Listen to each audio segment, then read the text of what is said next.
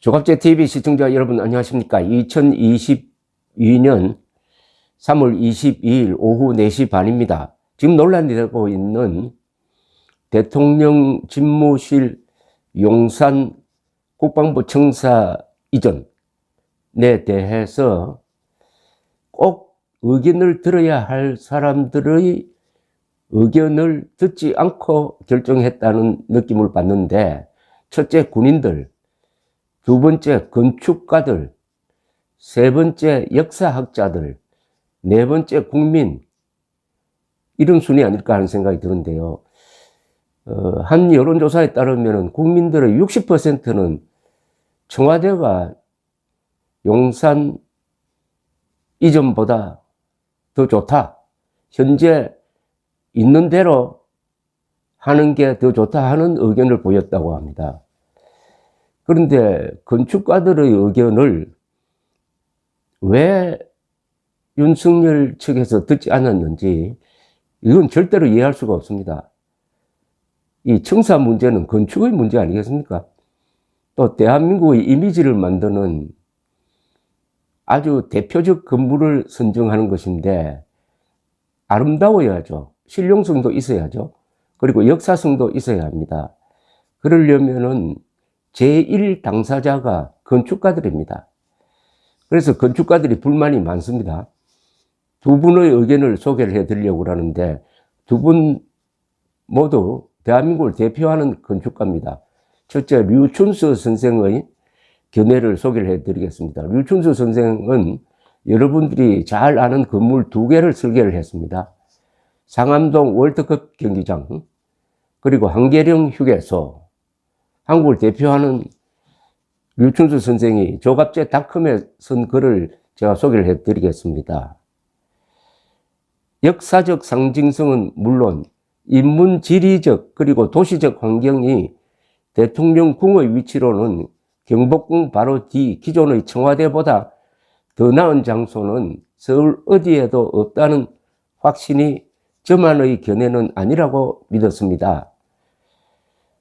그러기에 너무나도 당연하고 단순 명료한 생각으로 윤 당선자가 청와대에서 최소 2년 정도 아무 불편 없이 소통하는 정부를 운영하면서 새로운 대통령 청사 설계를 위한 입지 타당성 조사, 과업 수행 계획서에 따라 설계 공모 및 실시 설계와 시공 과정을 거쳐 세계적 대통령 청사를 완성하리라 믿었습니다.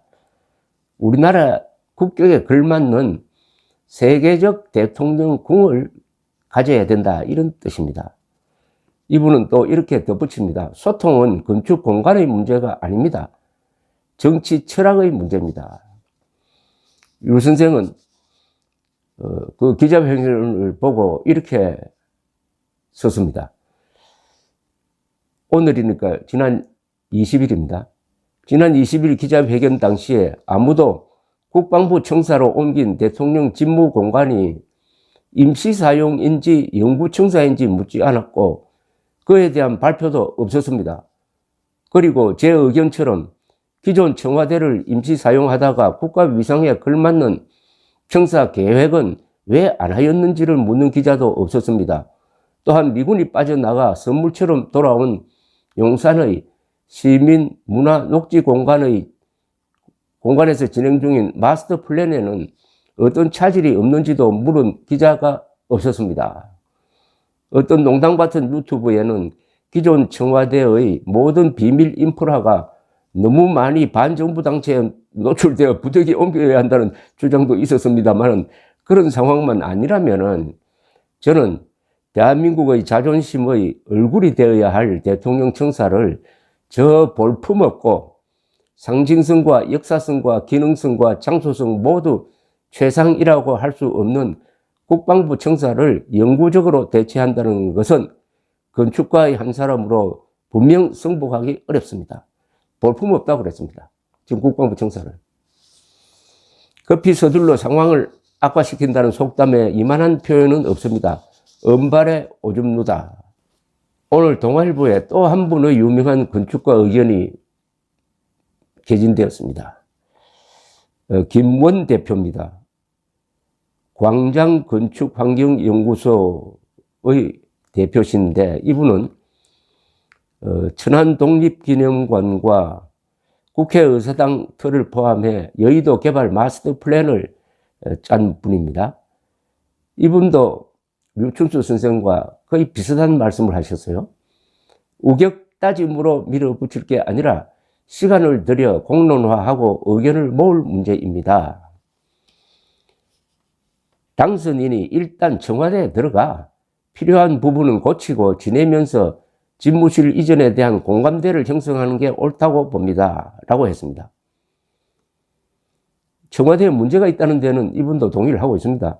청와대는 본관의 규모, 좌우 대칭 디자인 등에서 볼 수 있듯이 대통령의 권위를 내세우는 데 초점이 맞춰진 건축물이고 비서실과의 소통, 외빈 접대 등을 비롯해 기능면에서 불편한 점이 한두 가지가 아닙니다. 라고 했습니다.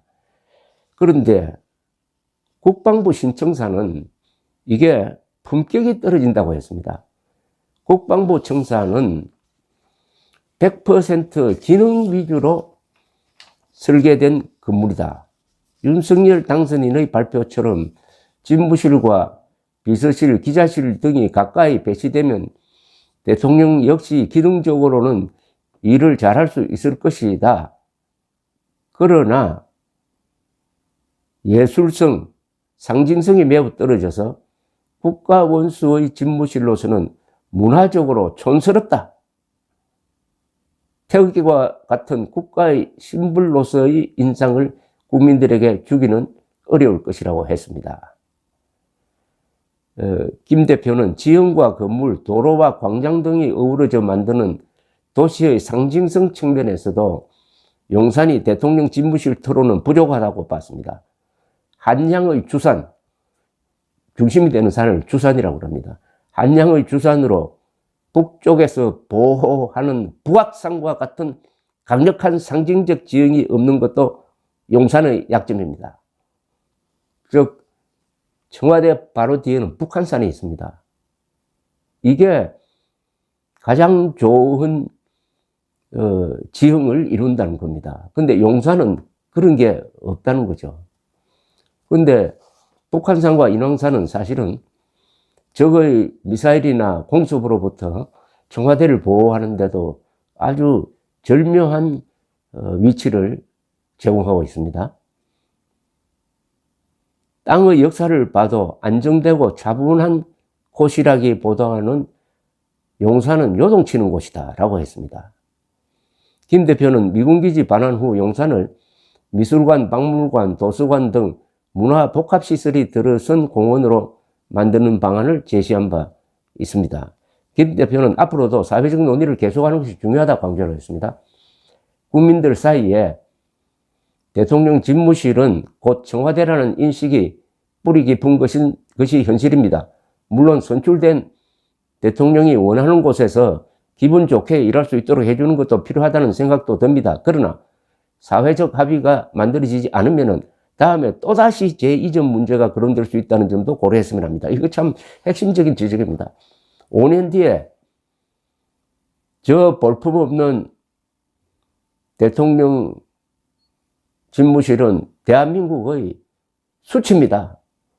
나는 다시 청와대로 돌아가든지 새로 짓겠습니다. 이렇게 공약하는 대통령이 나오지 않는다는 보장이 없다는 거죠. 5월 10일까지 이제 이사를 해가지고 국방부 청사에서 임기를 시작하는 것은 어렵게 됐습니다. 문재인 대통령이 국군 통수권자로서 그것은 안보 공백을 가져오므로 국방부로 옮기고 국방부는 또 다른 데로 옮기고 하는 이런 것은 졸속이다. 허용할 수 없다라고 입장을 밝혔습니다. 그렇다면 어떻게 말하면 윤석열 당선인이 좀 차분하게 생각할 수 있는 시간을 벌었다고 생각합니다. 5월 10일까지 뭘 해야 된다고 서둘렀으니까 이제 잠시 좀 머리를 식히고 시간을 한번 벌어보기 바랍니다. 벌어서 한번 생각을 해보기 바랍니다. 국민의 압도적 반대가 있습니다. 전문가들이 대체로 반대합니다. 그리고 이거 한번 정하면은 이거 100년, 200년 갈지도 모릅니다. 이걸 이렇게 적흥적으로 정해가지고 두고두고 욕먹을 생각 안 하는 게 좋지 않을까요? 이게 또 쟁점이 되면은 이번 지방선거에서 불리할 것 같아요. 특히 서울 사람들이 한 60%가 이전에 반대한다고 나옵니다. 이게 서울시장 선거에도 영향을 안 줄까요? 이게 쟁점이 되면은? 그러니까 오히려 문재인 대통령의 브레이크 그런 걸 기분 나쁘게 생각하지 말고 그걸 기회로 삼아 앞으로 한 50일 동안 냉정하게 생각해 보시고 판단할 수 있는 시간을 얻었다고 생각하면 안 될까요? 감사합니다.